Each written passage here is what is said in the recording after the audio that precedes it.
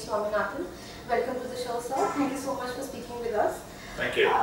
Sir, could you begin by telling me that you've recently been wanting to enter the European market? What is the strategy there, and how do you plan to go about in that aspect? Europe is the second largest pharmaceutical market, as a bloc. Perhaps as an individual country, Japan would be bigger, but Europe is something that one can't ignore in the long term. But one would appreciate that it's actually a very different kind of market vis-a-vis America. America is actually a homogeneous market, whilst Europe would be actually a heterogeneous market. Okay. You're actually dealing with 27 different regulators in terms of at least the pricing regulations, the channel partners and stuff like that. Now, obviously, things could be pretty complicated when it comes to Europe itself. The other issue about Europe is that certain markets are actually tender markets, and potentially the actual realization could be much lower than America for sure. So there actually need to pick and choose the markets that you would like to be in Europe.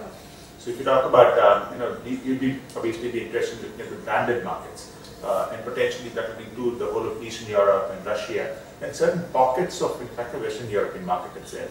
So if you look at, in fact, Western Europe, I would think markets like Italy are still pretty decent markets to enter into, and in some ways potentially Spain. But markets like Scandinavia and UK are not so paying markets. We do have a strategy for markets like France, where we actually partner with people for certain products. Okay. But as I said, if you look at Germany, for example, it's a tender market, but it could be pretty alluring for certain therapy areas, if you're pretty good at that.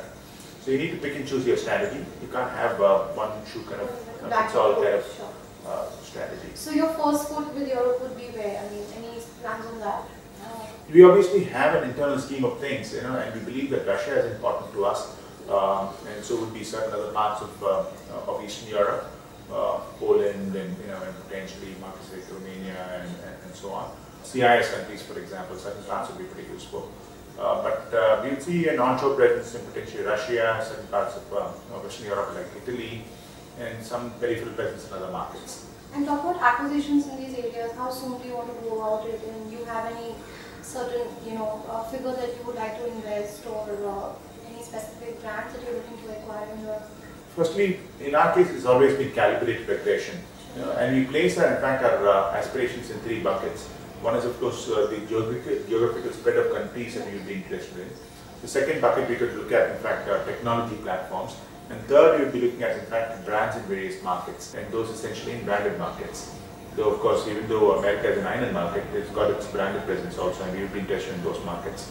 In the case of geographical spread, as I said, certain parts of Europe, including Russia, are certainly important. For sure, Latin America is important. And we would be looking at bolt-on acquisitions in markets that we are already serving in. Principally because we believe in actually going mile deep rather than actually mile wide. So we would be looking at bolt-ons in existing markets as well. Okay. And talking about other geographies besides Europe, any other regions that are on your checklist that you would like to enter in the coming, say, 2 to 3 years? I did mention that. So I did say that I would get into, in fact, brands in various parts, which would include Japan, America, and potentially India as well. These are in the recent pipeline. And even specialty in Europe would be interesting with some branded presence. For sure, we'll be looking at technology platforms across various geographies, be it Europe or America or any other part. And of course, we'll be looking at Latin America besides Europe. We could look at Latin America and countries like, in fact, certain parts of Europe, as I said. So these are very enticing. And you also recently made an acquisition in Mexico. So how is that different from the Indian market and the European market? And how are you planning to, what opportunities do you see there? Every market is different, so the nuances of each market are very, very different.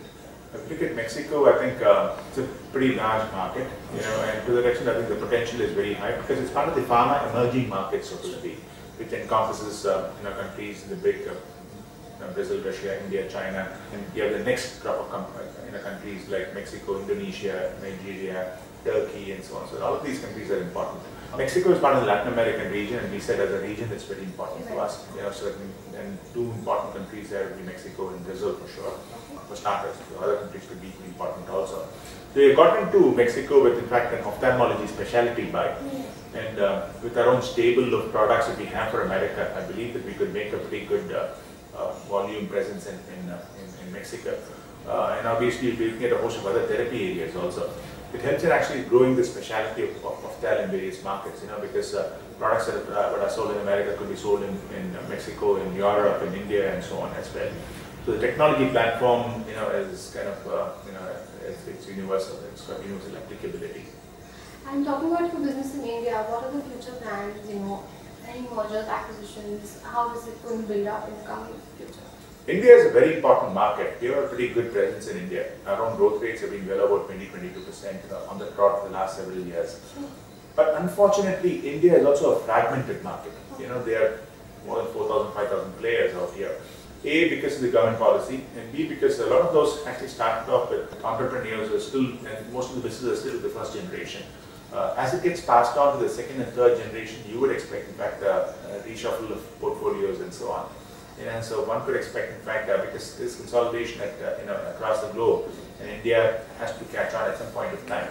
So you would expect, in fact, businesses to aggregate in India as well, but it's not happening. I mean, it's happening in a peripheral way, but I think it will garner pace the years to come. Okay. And talking about the generics and the API market, how do you think is it different in India from the global scenario? What are the gaps? How can one bridge them? The API market, India is actually seen to be a big play in the API market itself, and our total exports are well over 50,000 crores. We recently did a study about India's advantage, so to speak, as a low-cost manufacturing destination. India, our paradigm, as you know, is in fact low-cost manufacture in India, low-cost R&D in India. And we did a study with VCG, which kind of indicated that India's competitiveness when it comes to both formulations and API would be, really be there for several years to come. In fact, in the case of API, we are perhaps number 2 to China today. But the China advantage will not remain forever because of the rising wages in China itself. And the study kind of indicated that after 2014, 2015, India would in fact be number 1 when it comes to, in fact, fine chemicals and API production itself.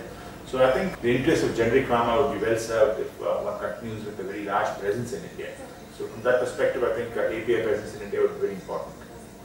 And any acquisitions that you're planning in the near future as far as India is concerned? As I said before, I think I'll be interested in looking at brands in India as well. And perhaps Anything some which therapy is nearing area. completion that you could share with us? There are a lot of those, balls in the air. It's not. I don't think it's possible to share it at this stage. But for sure, our interest in India and a lot of these other emerging markets certainly alive and kicking. But I can't speak about any specific, proposal at this stage. And what would be the business strategy that you would like to maybe change with the new government coming in, or want to maybe focus on as far as the Indian and your other countries is concerned? I do hope that the government doesn't turn populist, because essentially there is this tendency in a lot of governments to become populist in terms of actually expanding the list of medicine which is under control and so on. Already you've got close to about 350 drugs which are under restrictions of various kinds. And adding to that would be pretty foolhardy in my opinion, because it will actually be pretty difficult for the industry to kind of digest. You'd appreciate India is the lowest cost market in the world, and there's no country in the world which actually can match India when it comes to drug prices. And taking it to even lower levels is not going to serve the interest of the common man. And I think one would be forsaking, in fact, quality. And the fact is, in order to actually expand in other parts of the world also, you need to have a pretty robust domestic industry. And if you don't do that, it's going to work against us in other parts of the globe as well. And the other issue is, of course, a lot of these other governments in other parts of the world also look at reference pricing. And if your prices in your home country are very low, you can actually look at higher realizations in other parts. So it kind of works against us. It's a double-edged sword. So potentially you might say that it benefits Indian society, but it works against us in other parts of the globe also. And I think it would be foolhardy to actually expect this to continue for too long a time if the list is expanded forever. Sure. And talking about the biggest deal with your time vaccine, Sun Pharma, what is your take on that? And do you think the way the pharma industry works would maybe change, or specifically talking about Lupin, would you want to change a few things because of this collaboration? Or as I said before, I think it's a question of time before this aggregation in the industry also kind of gathers momentum. I would imagine that the Sun Pharma vaccine deal happened for not merely India, it happened for, in fact, its platform in other parts of the globe also. So two giants have come together, It's got its advantages. There are some problems also. I can't see how it's going to transform, Sun in a big way, because it's actually both have very complementary skills. Of course, there is this marketing skills which could be, which could be very useful to because they are into markets which Sun is not into. But that apart, in terms of skill sets, I guess they possess roughly the same. So I can't see it being a transformational engagement from a specialty point of view. So you wouldn't want to order anything because of this Sun factor? For sure, it's gonna. I don't think things are going to be very different. It's going to be business as usual. When it comes to America, we're big and they're also big. But I think as a percentage of the overall market in America, I think Indian companies are still, individually they're still pretty small. So I wouldn't think it would actually make too much of a difference when it comes to the intensity of competition in America itself. Okay. And talking about Lupin's organic and inorganic growth, what's the way ahead and what can we expect to see in the future? If you look at the past, when we were looking at the 1 billion target, we said 15% of our total turnover would potentially come from, in fact, acquisitions. And we did acquire a few companies. We looked at Japan and we bought 2 companies there, including a bolt-on. We looked at acquisitions in Philippines, in Australia, in Germany, brands in America, and so on, and very recently Mexico itself. Our financial conditions are far superior today. Our debt-equity ratio is negative, so to speak. With in fact a small cash surplus itself. Our ability to raise money is pretty big money is pretty intact. Can easily raise close to about a couple of $1 billion. So the debt-equity ratio could actually rise, but that's not an end in itself. It could come down, as soon as it becomes accretive. Okay. So I think we would be for sure looking at various acquisitions. I can't put a size or a timeline to it, but for sure, you would expect things to happen at Lupin. Any approximate number that you could share with us? How much are you looking at? I've already told you the markets and the kind of companies that we've been interested in, technology companies, companies in the areas that we're not present in, and of course geographical spread. So you could put your thoughts together. Okay. And sir, talking about the missing gaps in your portfolio, would you chase deals in India actively, or would you be opportunistic locally and chasing deals abroad? What would be the scenario there? I think our first port of choice would be essentially looking at organic growth itself, and so you kind of exhausted and think it's futile actually looking at that because it's going to burn monies. That I would look at an inorganic stroke. As I said, we've got our appetite for acquisitions is pretty alive and kicking. So not to sustain the momentum of growth, we would look at acquisitions in various markets. So you would expect Lupin to announce deals in the coming quarters. Okay. And so talking about the revenues you wish to generate, what would it be for the financial year 15 and specific? Our track record kind of suggests that we will be looking at a 20% growth at least in the coming years. A pipeline is rich enough to kind of suggest that across various markets. But sure, if that's a base, it's becoming bigger, and sustaining growth over that is always becoming difficult. And so obviously, acquisitions would be very important to kind of sustain a very high growth rate over a sustained period of time. But it's very difficult to conjecture what is that percentage going to be. But specifically talking about the European market, because Lupin seems extremely excited about entering there. So what are your expectations from the European market? It's a low base, so obviously you would expect much higher percentage points when it comes to growth itself. And certain markets are very interesting there, as I said. Thank you so much for speaking with us. It was a pleasure having you on. Thank you very much.